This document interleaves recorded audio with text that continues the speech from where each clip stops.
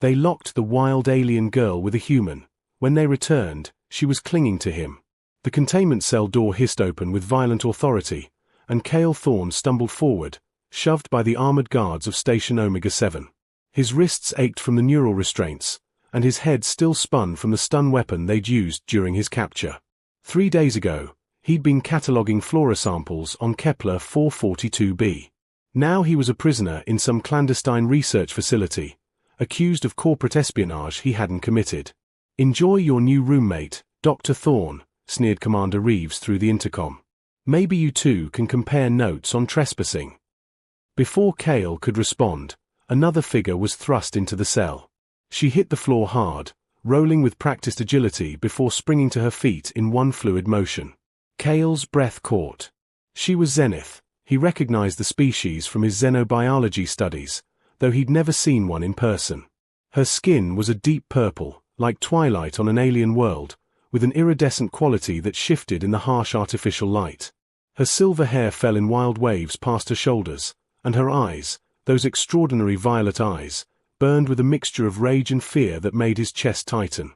She pressed herself against the far wall, her tail, sleek and powerful, lashing behind her like an agitated cat's. Every muscle in her lithe form was coiled, ready to strike.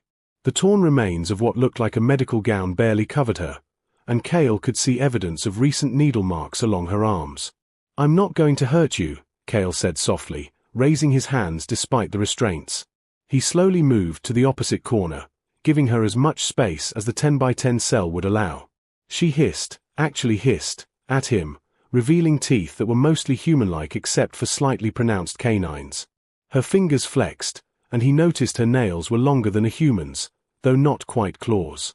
"Lyra," she said suddenly, her voice carrying an accent he couldn't place, melodic despite the hostility. "My name is Lyra." She spoke standard, but each word seemed carefully chosen, as if she'd learned the language recently. "Cale," he replied, settling down against his wall. "Do you know why we're here?" Her laugh was bitter. "Experiment. They want to see what happens when species mix under stress." Her tail wrapped protectively around her waist. 3 weeks they've had me. Testing. Scanning. Taking samples." The intercom crackled to life. "Subjects have made verbal contact. Initiating observation Protocol 7. The lights dimmed to a twilight level, and Cale heard the telltale hum of surveillance equipment activating. They were lab rats now, specimens in someone's twisted experiment. He looked across at Lyra, her purple skin now darker in the reduced light, and wondered what these scientists expected to happen. What they didn't know was that Cale had spent 5 years studying interspecies communication. If they wanted a show, he'd give them something they didn't expect: compassion in the face of cruelty. The first hour passed in tense silence. Lyra remained coiled in her corner, her violet eyes tracking Cale's every micro-movement. He deliberately slowed his breathing, keeping his posture relaxed and non-threatening, techniques he'd learned during his fieldwork with hostile species. "You're not afraid," she observed suddenly, her head tilting in a distinctly non-human way that exposed the elegant line of her purple throat. "Why should I be?" Cale asked gently. "You're scared, not aggressive. There's a difference." Her tail unwound slightly from her waist, the tip twitching with what he recognized as curiosity. "You study my kind." "I study all kinds. I'm a xenobiologist, anyway, before this." He gestured vaguely at their cell. "I've read about the Zenith, but the texts were limited. Your people are notoriously private." "Private," she repeated, almost laughing. "Yes. We don't trust easily." Her posture shifted subtly, muscles relaxing by degrees. "You have a strange biofield." Cale's eyebrows rose. "You can sense bioelectric fields." "All Zenith can. Yours is calm, steady, like deep water." She moved forward slightly, just a few inches, but it was progress. "The others here, their fields spike with greed, with cruelty. Yours doesn't." He remained perfectly still as she crept closer, her movements graceful despite her caution. She stopped in the middle of the cell, equidistant from both walls. In the dim light, her skin seemed to pulse with a faint bioluminescence he hadn't noticed before. "Your heartbeat," she whispered, and her eyes fluttered closed. "So different from ours. Slower. Stronger." Her hand rose unconsciously toward her chest. "We have two hearts. Smaller, faster. But yours, it's like a drum. Is that why you're moving closer?" Kale asked softly. Her eyes snapped open, and for a moment, he thought she'd retreat. Instead, she took another step forward. "On my world, we bond through biorhythms. Through touch. It's how we know who to trust." Her voice dropped to barely above a whisper. "I haven't felt another's rhythm in 3 weeks. The isolation, it hurts us." Kale's heart ached for her. Slowly, telegraphing his movement, he extended his hand, palm up. "You can check my biorhythm if you need to. I won't move." Lyra stared at his hand as if it were a lifeline and a trap all at once. Her fingers trembled as she reached out, and when her purple fingertips finally grazed his palm, they both gasped. The sensation was unlike anything Kale had experienced. Warmth flooded from the point of contact, not just physical but something deeper. He could feel her fear, her loneliness, her desperate need for connection, and underneath it all, a spark of something else. Hope. "Oh," she breathed, her fingers fully settling into his palm. You're so warm. So steady." Her other hand joined the first, cradling his single hand between both of hers. "I can feel your truth. You really won't hurt me." What started as a tentative touch became something more profound. Lyra moved closer, drawn by an instinct she couldn't fight. Her hands traveled up Kale's arm, mapping the bioelectric patterns that flowed beneath his skin. Each point of contact sent shivers through both of them. "This is how we bond," she explained, her voice hushed with wonder. "Not just touch, but synchronization. Your rhythm calls to mine." She was close enough now that he could smell her, like ozone and wildflowers, utterly alien yet oddly comforting. "Lyra," Kale breathed as she pressed her palm flat against his chest, directly over his heart. The purple of her skin seemed to pulse in time with his heartbeat. "It's been so long," she whispered, tears forming in her violet eyes. "My kind, we need this. Need connection. The guards, they never let anyone close. The isolation, it's torture for a zenith." Without fully planning it, Kale's arms came up to encircle her, and she melted against him with a soft cry. Her body was warmer than a human's, her dual heartbeats creating a complex rhythm against his chest. She was trembling, and he realized she was crying, really crying, for the first time since her capture. "I've got you," he murmured into her silver hair. "You're not alone anymore." Her tail wrapped around his waist, not possessive but seeking anchor, and she pressed impossibly closer. "The bond," she gasped against his neck. "It's forming. I don't want to stop it." "Then don't," Kale said, surprising himself with the conviction in his voice. He could feel it too, something shifting between them, a connection forming that transcended mere physical touch. She pulled back just enough to look into his eyes, her purple face inches from his. "You don't understand. Once a zenith bonds, it's permanent. We mate for life, Kale. One partner, one bond, forever."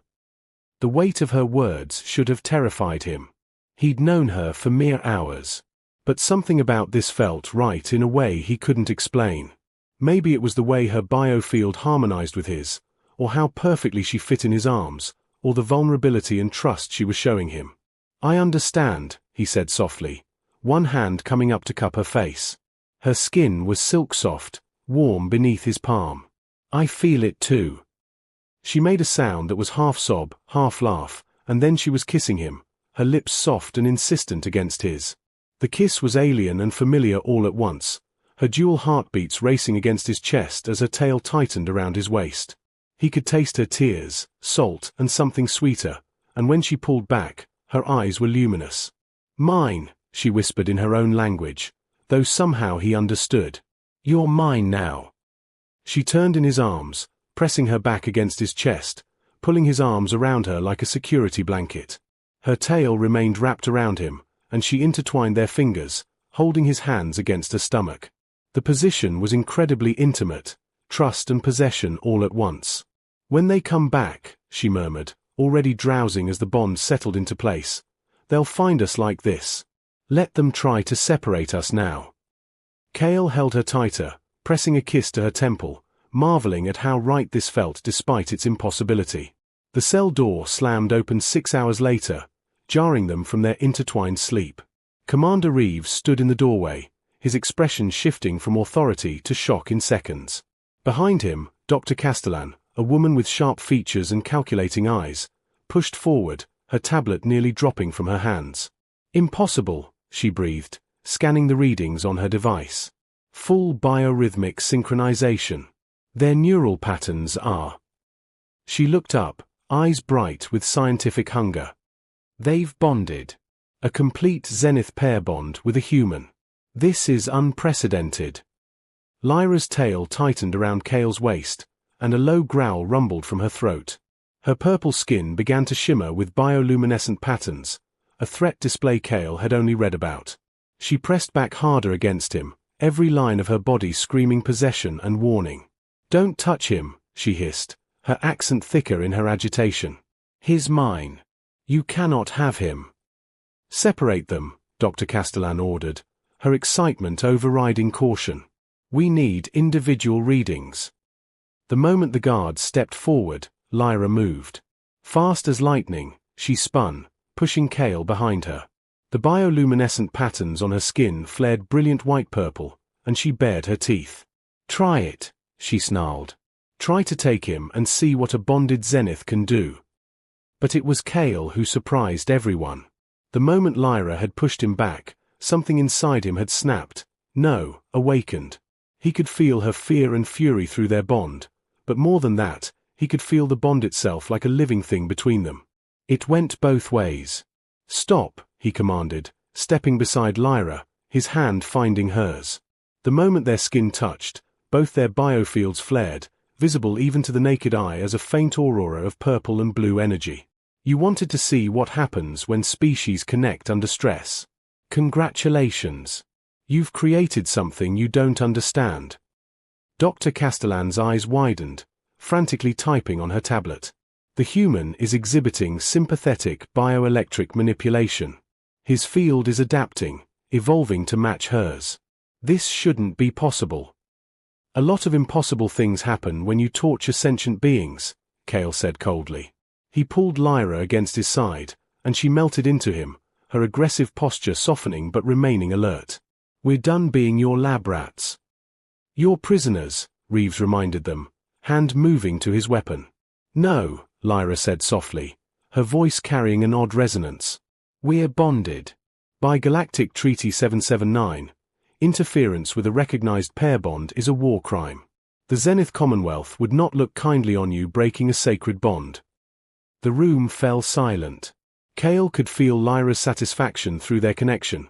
She'd been waiting for the right moment to play this card. Dr. Castellan lowered her tablet. "You're bluffing. The treaty only applies to established species bonds." "Check your readings again," Cale interrupted, squeezing Lyra's hand. "Full biorhythmic synchronization, you said. Our neural patterns are linked. By every scientific measure, we're bonded.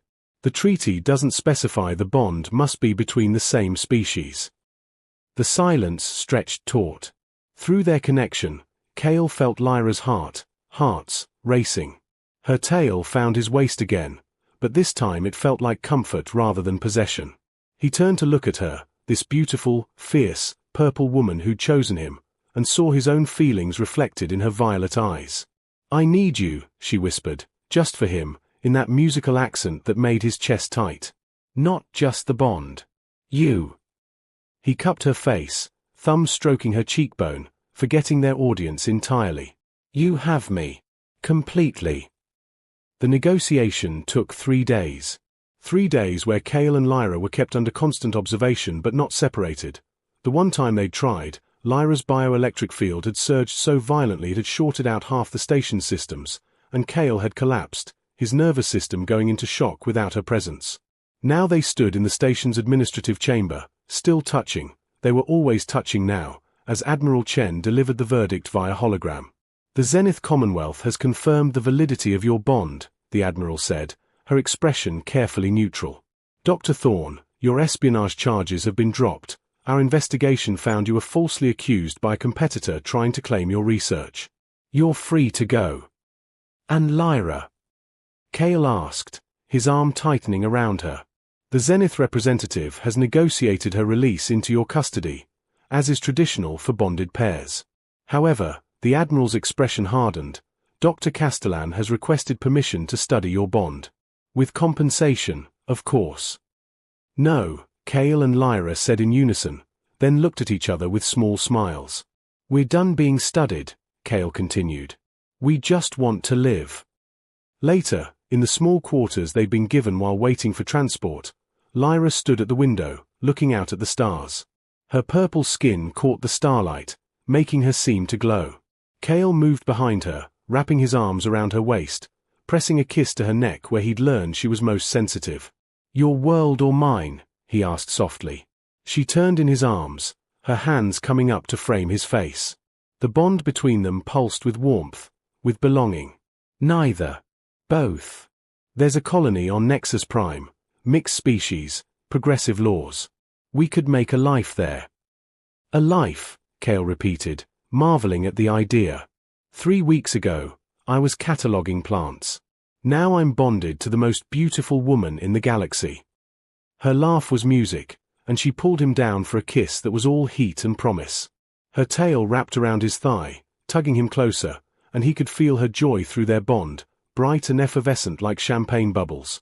The bond chose well, she murmured against his lips, her accent thick with emotion. But I would have chosen you anyway.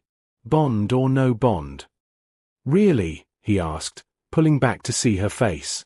Her violet eyes were soft, full of love. You saw me at my worst, terrified, hostile, alone. And your first instinct was to give me space, to offer comfort. You gave me your hand when I needed connection, held me when I needed anchor. She pressed her forehead to his, a zenith gesture of deep intimacy. The bond may have formed in hours, but I fell in love with you in moments. Cale kissed her again, pouring everything he felt through their bond, love, desire, commitment, wonder. Her skin began to shimmer with those beautiful bioluminescent patterns, but this time they weren't a threat display. They were joy made visible. I love you too, he whispered. My beautiful, fierce, purple star. The transport alert chimed. Their ship to Nexus Prime was ready. As they gathered their few belongings, Lyra's tail wound around his waist one more time, and she pressed against his side. Ready for our adventure. Cale looked down at her, his bonded, his love, his unexpected gift from a cruel experiment turned beautiful, and smiled. With you? Always. They walked onto the transport hand in hand, tail around waist, hearts synchronized. Behind them, Station Omega 7 faded into the distance. Ahead, their new life waited. The experiment had failed to break them. Instead, it had given them each other, and that was the greatest discovery of all. The end.